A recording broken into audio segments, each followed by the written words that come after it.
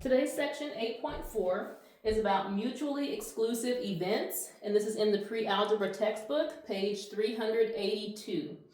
And so we've been talking about probability, and so a mutually exclusive event is something a little different.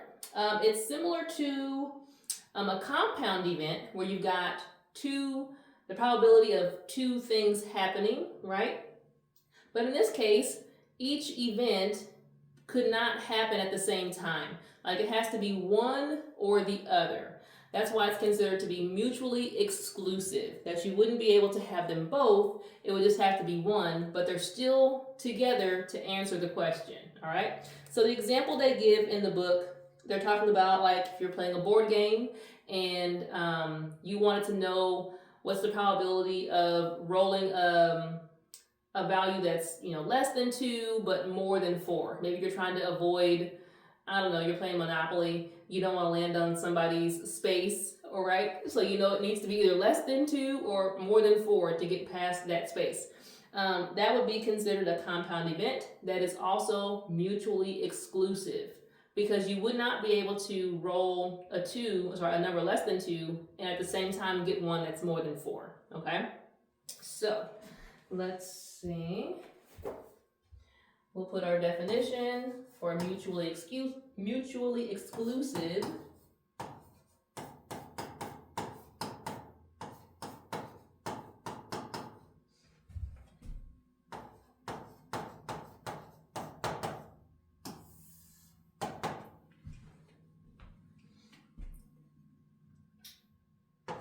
And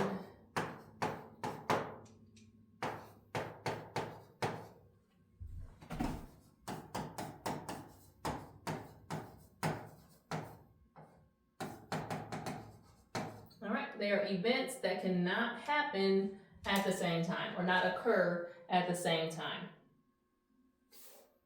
So, in order to calculate the probability of a mutually exclusive event, it's really not that bad. You just have to add the two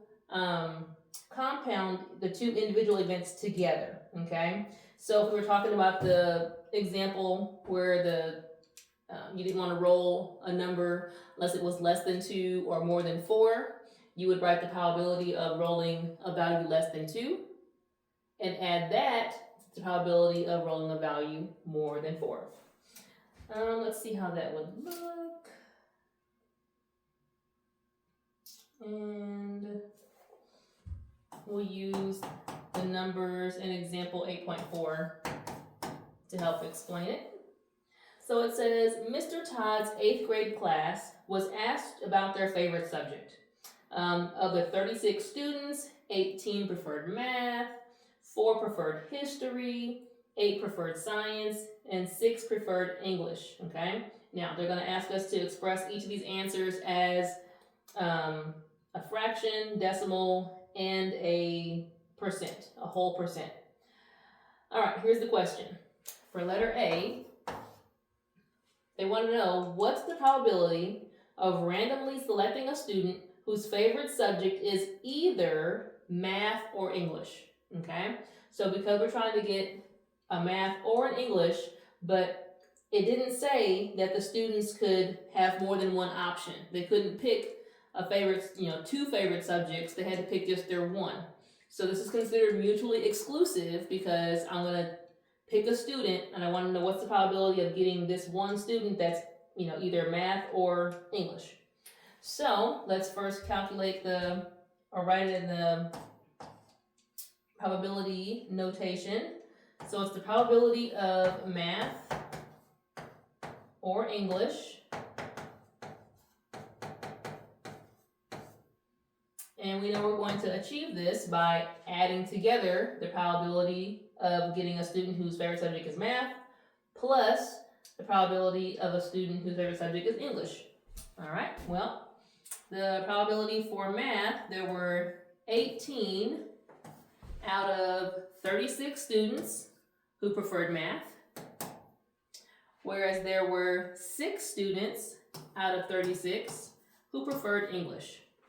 So the probability of choosing a student that prefers math or English would be just adding those two together and then reducing it to lowest terms.